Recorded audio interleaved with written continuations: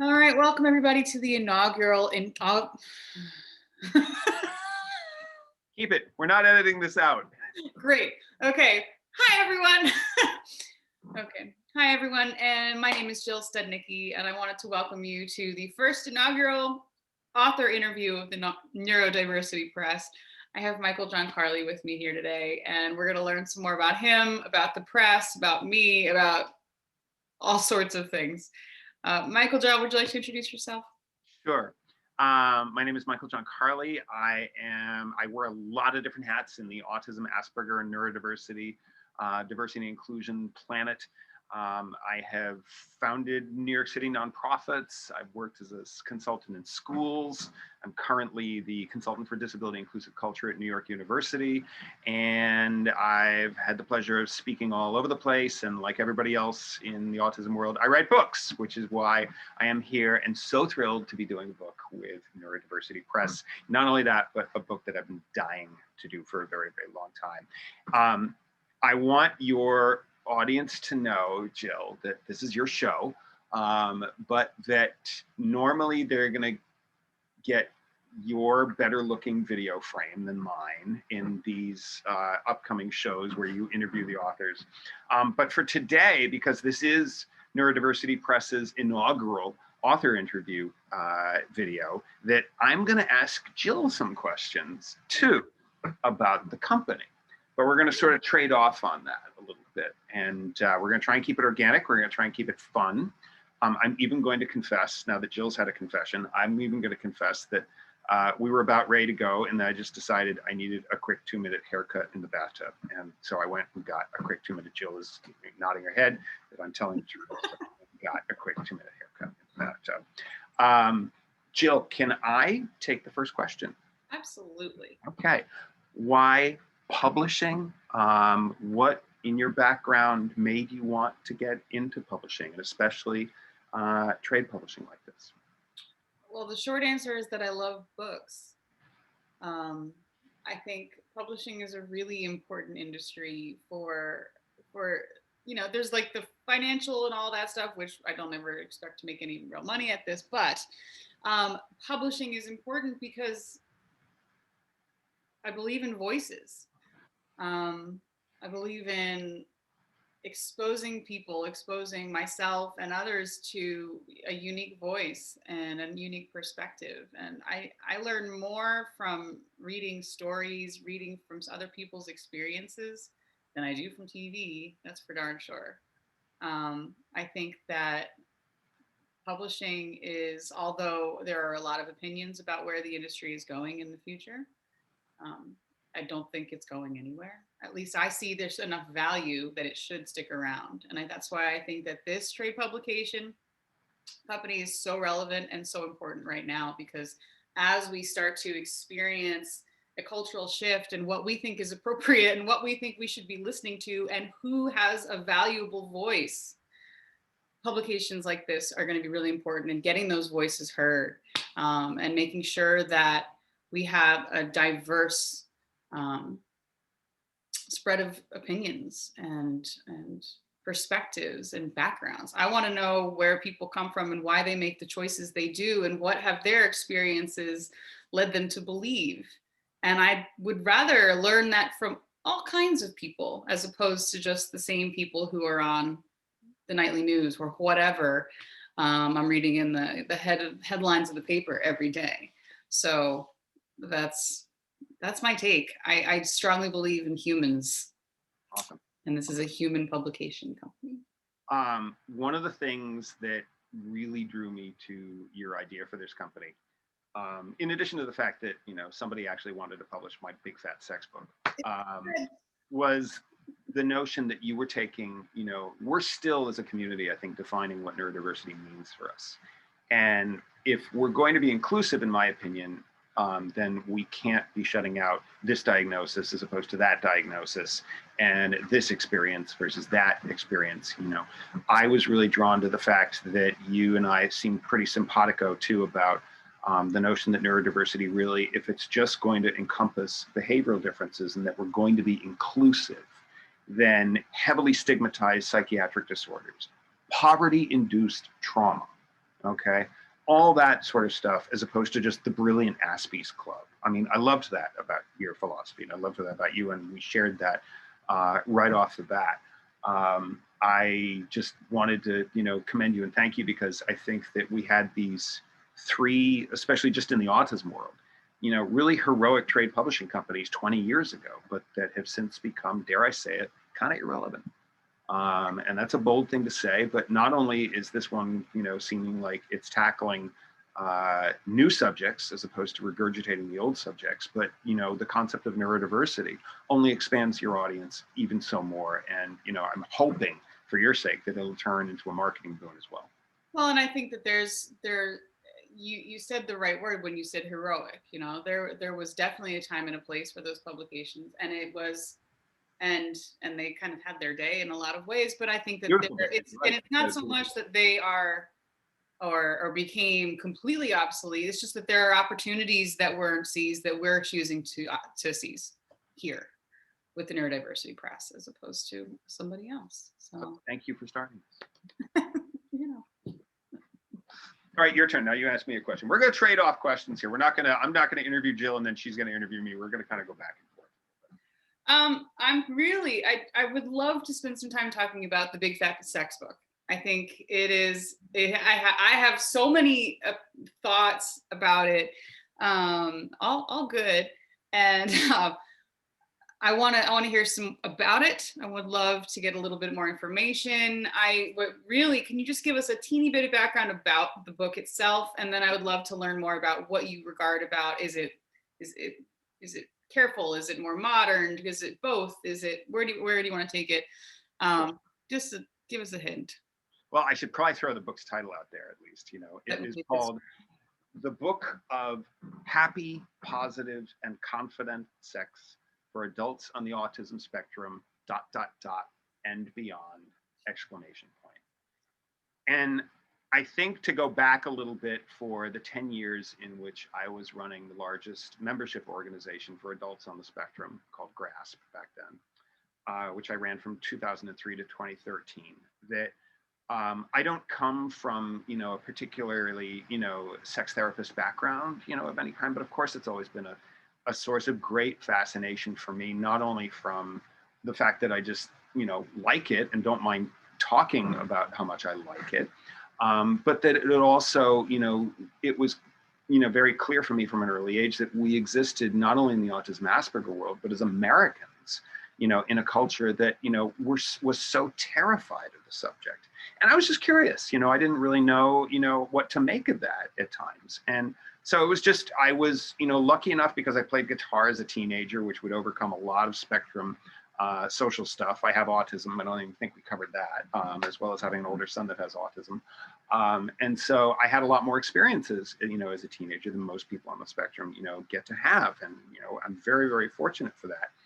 And, you sort of also watch the world, and, it was, how the grownups were handling the subject when I was a kid. And I was lucky enough to have relatives on both sides of, more liberal and more conservative folks. And I didn't think either one of them, of those two sides, was really processing sexuality in a healthy way. Obviously, the conservative ones, they're kind of the easy target, because they were banking on, I believe, these, value systems that by the time they hit 60 years old, they realized, wow, I really missed out on a lot. That was really stupid. And that broke my heart. Absolutely broke my heart. And on the other side, the folks that were supposedly sex positive, I couldn't believe how reckless they were, sometimes with the emotions of people that they said they cared about. And so, there wasn't, transparency and honesty in the way in which I think we're talking about it here today, from those that, have been calling themselves sex positive for quite some time. And I never found to be sex positive at all. And then when I came into, GRASP, and, I'm suddenly fielding calls from mothers of people 35 years old who have never had a sexual experience, and saying, do you know of any, disability friendly sex workers out there that I could hire? And at the time, this was new to me. And I was like, oh, wow, how do I feel about this, sort of thing. And, I sort of explored, and I, grown up a little bit with a street background too as a kid, so it wasn't like I hadn't, seen the seedier aspects of life by any means. But you wonder if that's something that you just from a value system feel okay about transferring on it. Of course, at the end of the day, I was like, oh my God, of course I feel fine about this. I'd be happy to try and find something like that for you. And it was my wife Catherine who kind of stepped in and said, so you're an executive director, you're gonna throw away your career to be a pimp. Hello. And it was kind of like, wow, crap.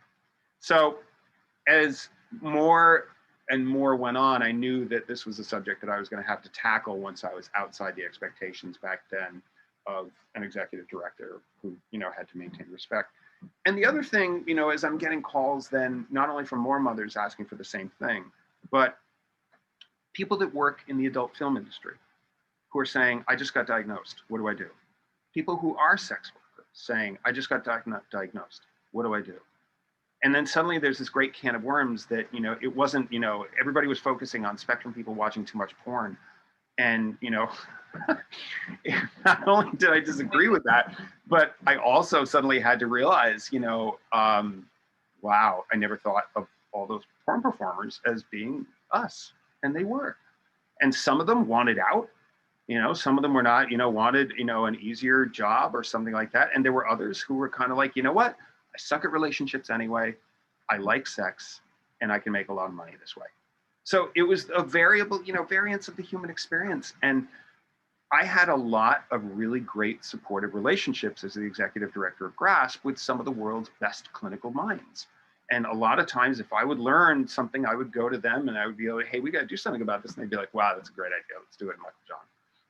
When I brought this conundrum to them, they were like, Michael John, we love you, but shut up.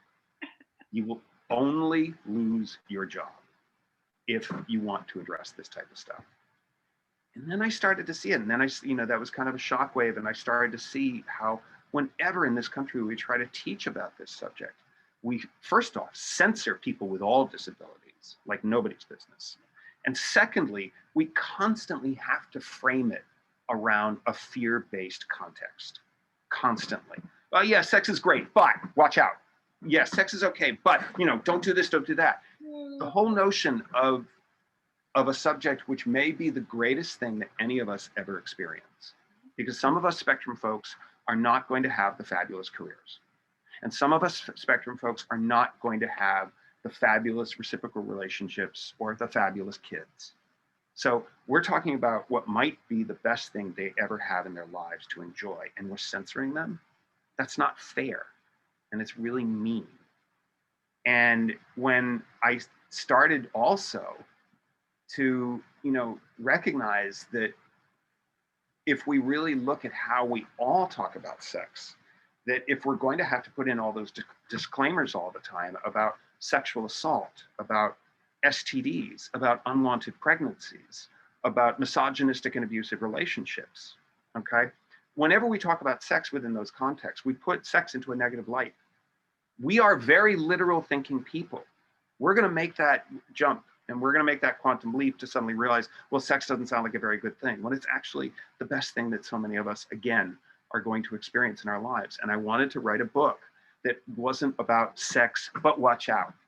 So in this book, it's about sex, it's about how to have sex.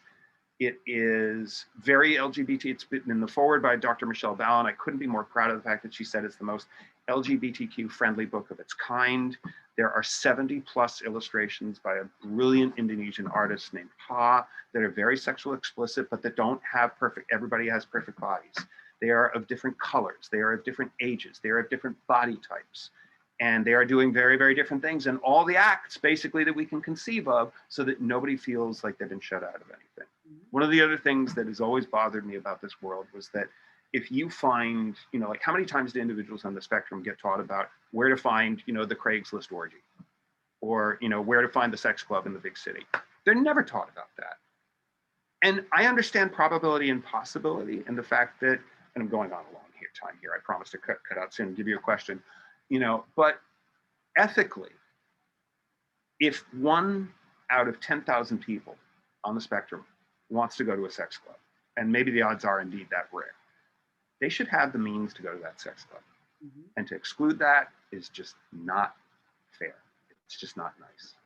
So that was the impetus, big impetus for the book.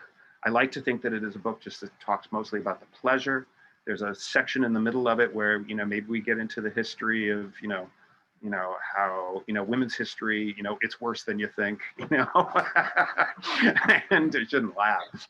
But it talks about sex workers. It talks about sex therapists. It talks about toys. It does have a section on relationships, even though I tried not to.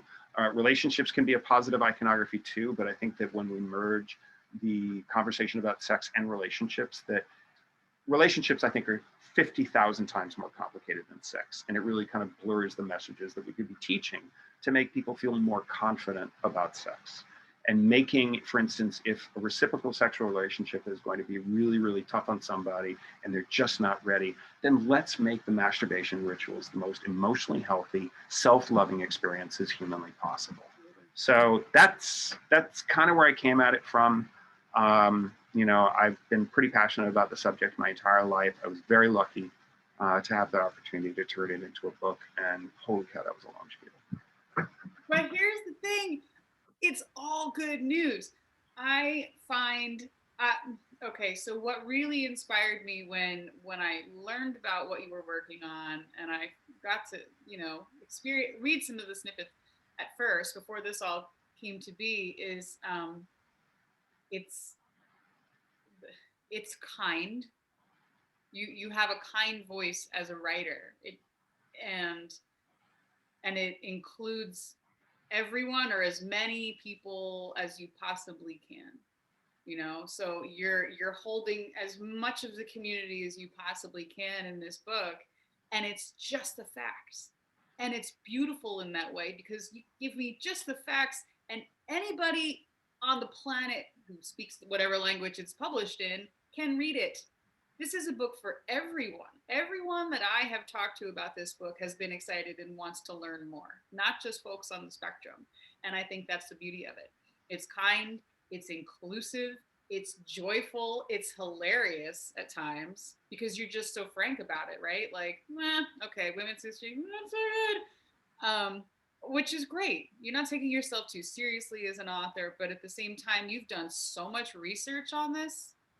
I mean, the just all of your resource. I mean, everything's listed in the back. You got all the sources listed, and I respect that completely because there's complete transparency about what you've laid out, where it has come from, and what your meaning is and how you've interpreted it. I just, and that's why we're here. And that's why we're here. I mean, if this was a book about, how to groom a pet, we wouldn't have started.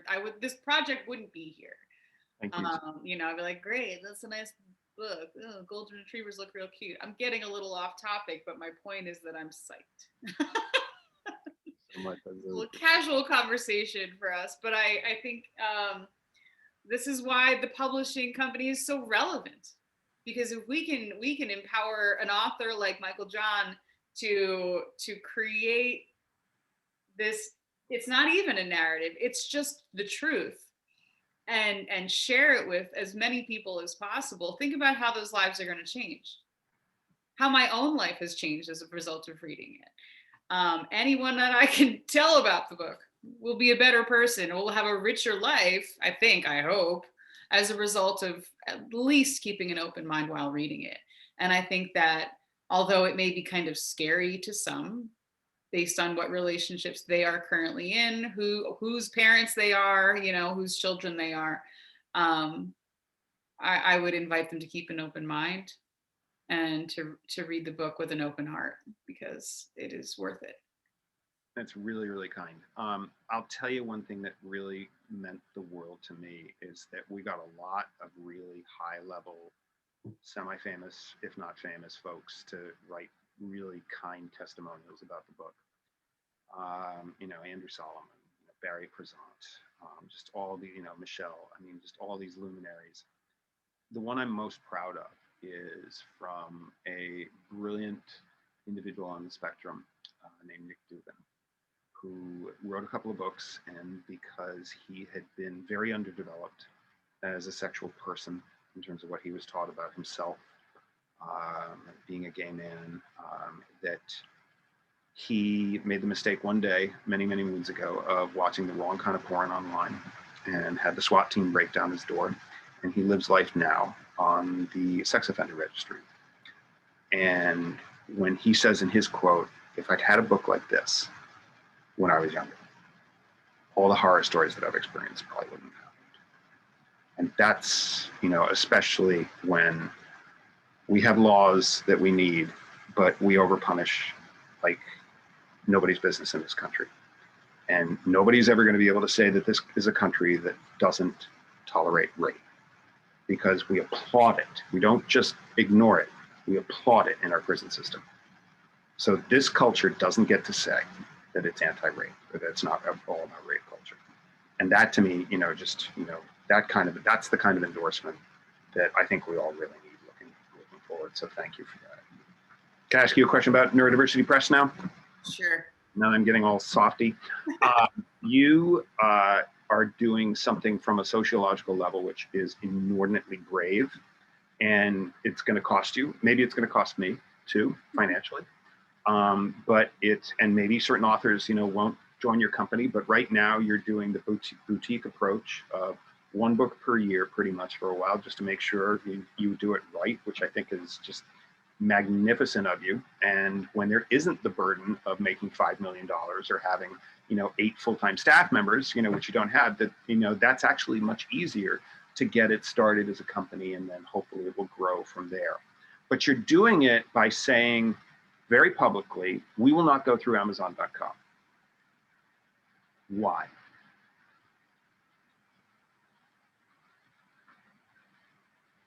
I think the short version is that I think Amazon's got enough of the pie already. They don't need our slice.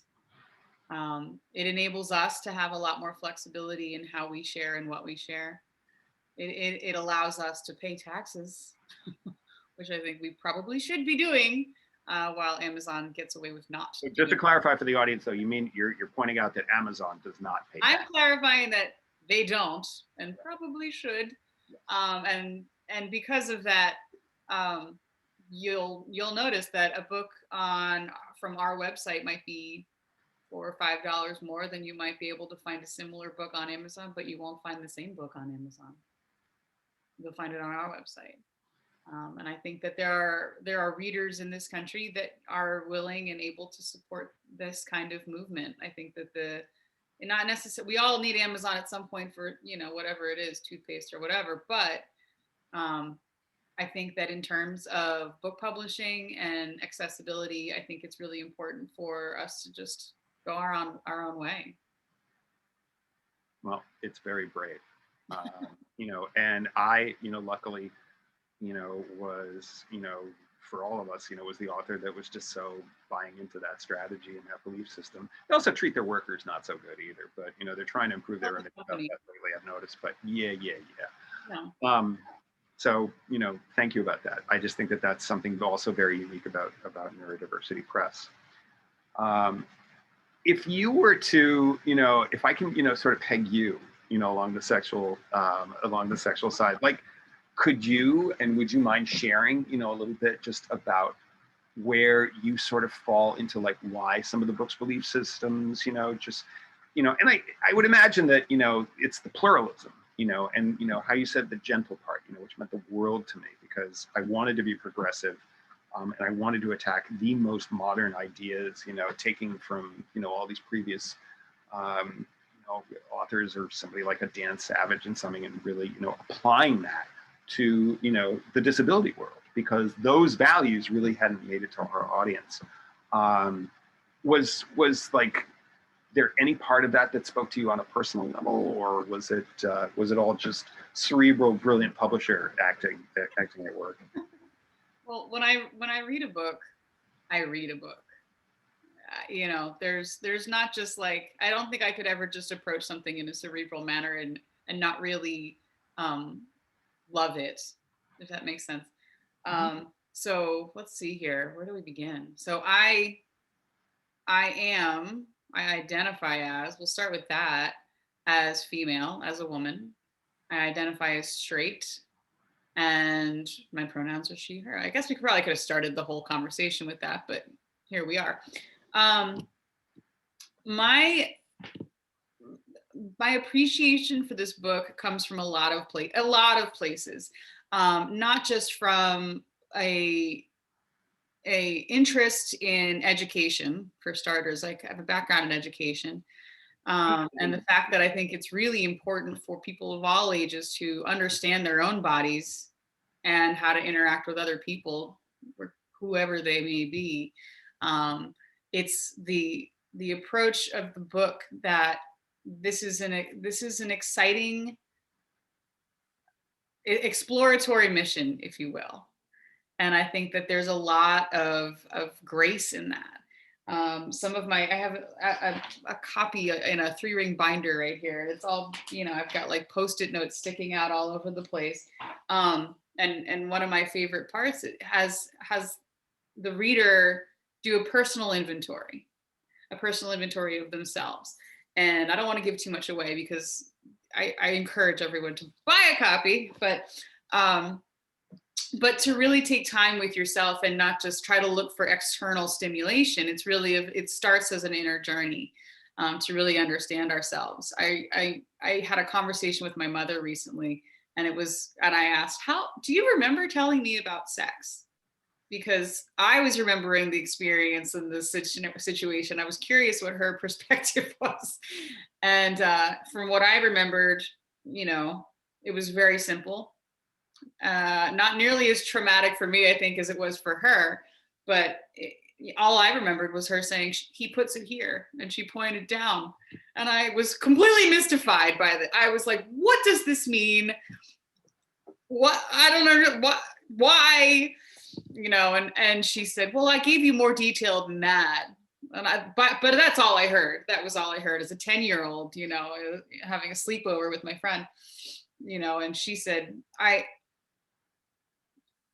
she was a teacher. So in her mind, she could have done a little bit better. But that was where the conversation ended. We have something in common that we've never talked about. My mother was a teacher too. Oh yeah? Yeah. And I wrote this in the book, but my introduction to, all this sort of stuff, I learned it mostly from my peers, but not because my mother was uncomfortable with it. She was a little too comfortable sometimes. And I remember being 7 and we're listening to the Beatles song, Why Don't We Do It in the Road? Yeah. I'm reading a comic book, she's correcting papers or something, and I looked at her and I was just like, Mom, do what in the road? And she just gives me a face and goes, what do you think? I'm 7. I don't know. Like, what could you be doing in the road? We talk watching out for traffic. I know. If we're going to be fully transparent with our audience here and stuff like that, we've had these questions kind of lined up for each other. I'm going to go a little off the topic, and I'm going to ask you a question about the book's effect. Well, actually, maybe I'm not going to be answering it for you, but I wanted to share, that from the cultural perspective, and how this is a subject that when we try to control sexuality as a culture, that's when we start getting in trouble, because really we're looking to try and control and twist what is at its heart biology. Again, if we avoid, who wants to sleep with who and not worry about that, because it doesn't matter, or, or how many people, or closed circles or open circles, and just let people be, then we're talking about, how many nerve endings are in the clitoris and how many nerve endings are in the frenulum and how many nerve endings are in the anus. That's really kind of where we're at. And that's what we're talking about when we talk about sexuality, because that's where the pleasure lies, is in those nerve endings. And that's really at the heart, I think, of how I constructed the book. But I also want to share with your audience, because I didn't put these into the book. Well, I put one thing in. Our illustrator, okay, Brilliant. comes from a conservative country, and that every 2 years or so likes to go find their LGBTQ citizens and publicly cane them. And sometimes, make sure that their family members all get fired from their jobs. You can kind of set your watch to it. And we had this really painful conversation about whether or not he would use a pseudonym. And in the end, We did go with the pseudonym, and I'm glad we did. But I also know it broke his heart because he wanted to have his name on the book. He didn't want it, the pseudonym he's using is clever, it's cute. His name is Ha, for those who don't know, H-A with an exclamation point. And yet, at the same point, I had a presentation on sexuality in a Muslim country that handled it brilliantly. We just took the word sex out of it. And we took all these values about how, monogamy really does not work for everybody. And about how, if you've got 1 in 10,000 people that wants to go to a sex club, that if you're in charge of that person's care, then ethically you teach them how to find that sex club. Okay. And we're going to present this in a conservative Muslim country. So anyways, Malaysia. And I had done the keynote, and I was going to do a workshop on sexuality in addition to the keynote. And usually when you speak at conferences, if you're doing a workshop, there are breakout rooms. And usually what they'll do is they'll ask the conference attendees, which workshop are you going to go to? And the reason why they do that is so that they can give the biggest room to the person who's going to have the most attendance, and so on and so on. And I'm spoiled rotten. I am such a diva. I always get the larger room because I'm going to have the larger audience. Okay, spoiled rotten. And so it comes back to me that I got the smaller room. And I'm thinking, oh, wow. So people really aren't interested in sex in Malaysia? That doesn't make any sense. I don't get it. Well, number one, they'd had me, we talked about the content, and I'd still taken out the word sex, which I didn't really need. We could do all of the topics so long as we framed it in a different way. And so comes time for the workshop, and I'm in the small room, and people will not stop entering the room. There's not just no standing room in the back anymore. Now there's like no floor space for people to sit on, as well as all the seats being taken up. And I realized what the conference, organizers had done. It was brilliant. If I'm doing that presentation in the main hall, and you've got people coming in and out of the doors all the time, or you've got hotel staff bringing in more water or more coffee, and then suddenly word gets out, they're talking about gay men giving blowjobs to each other there, so call the police. And instead, we had a room where the door could close. And nobody would know unless, conference attendees or whatever. And I can't tell you, it was mostly a female audience and most everybody wearing the hijab. And I can't tell you what a cross-cultural potential experience it was for me to be talking about polyamory and all these women in hijabs nodding their heads. Can you do it again? I want to come. Oh my God. Okay. It was just, and that's not my, that was the conference organizers that taught me a lesson on that one. It was brilliant. It was absolutely brilliant. Well, and the art of subtlety, right? Oh man. We can do this. We just need to do this in a certain way so that everyone can be safe and empowered. Yeah. Or empowered. There's so many lies that we tell about this subject, to people. And it's just all, it's just all in the cause of harm. So yeah, it's just inspiring to be able to share the book at all. Well, thank you, and thank you for letting me interview you a little bit. I'm sure whoever the next, whether it's Lisa or whether it's Terry, I'm sure they're going to be, mourning the fact that they don't get the same opportunity that I had to ask you questions. Well, maybe. I mean, it might be like, okay, you've said enough, Jill. You're not the author. I definitely am not a writer. I'm definitely just a reader. But well, you're also somebody who started something magnificent. Thank you for that. Yes. So before we go, I just want to leave our viewers with a little bit of a heads up for the upcoming authors as well, since you mentioned them. So we have 2 authors in the pipeline right now. Their names are Lisa Aradistia and Terry Duncan, and they are both graciously have agreed to write something for the press so that we can get their voices out there in the near future, meaning I don't know when yet. Soon, but not that soon, because right now we're going to focus our attention on Michael John's book and making sure that it is, it's truly it's it's a game changer, and I think that it could change your life. Very few people are having too much sex. Right? The vast majority of us are not having enough. And so I'll close on that. Nothing wrong with that. Thank you, Jill. Thanks. Good luck. Thanks. All right, everyone. Bye, everyone.